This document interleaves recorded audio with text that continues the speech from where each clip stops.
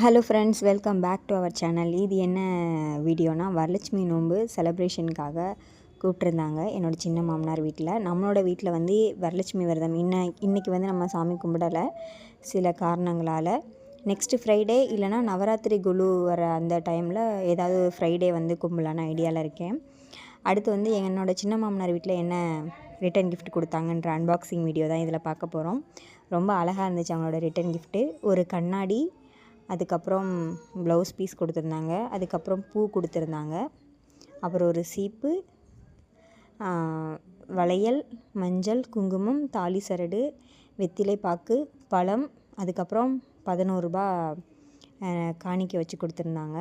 ரொம்ப அழகாக எளிமையாக அவங்களோட மன திருப்திக்கு எவ்வளோ எளிமையாக சூப்பராக வந்து அம்மனுக்கு வந்து எல்லாம் பண்ண முடியுமோ அது எல்லாமே பண்ணியிருந்தாங்க. ரொம்ப நிறைவாக பண்ணியிருந்தாங்க. ரொம்ப பிடிச்சிருந்துச்சு.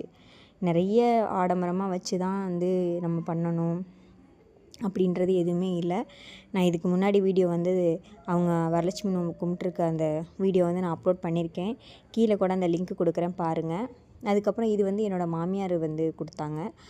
இதில் என்னென்ன வச்சுருந்தாங்கன்னா, ஒரு ப்ளவுஸ் பீஸ் வச்சுருந்தாங்க, அதுக்கப்புறம் மஞ்சள் குங்குமம், மஞ்சள் கிழங்கு, அதுக்கப்புறம் வெத்தலை பாக்கு, பழம், அந்த தட்டு, இந்த தட்டை பற்றி சொல்லாமல் விட்டுட்டேன். இந்த தட்டும் கொடுத்துருந்தாங்க, சேர்த்து இந்த தட்டும் தான் கொடுத்துருந்தாங்க. ரொம்ப எளிமையாக எவ்வளோ அழகாக வந்து வரலட்சுமி நோன்பு வந்து கும்பிட முடியுமோ அவ்வளோ அழகாக கும்பிட்ருந்தாங்க.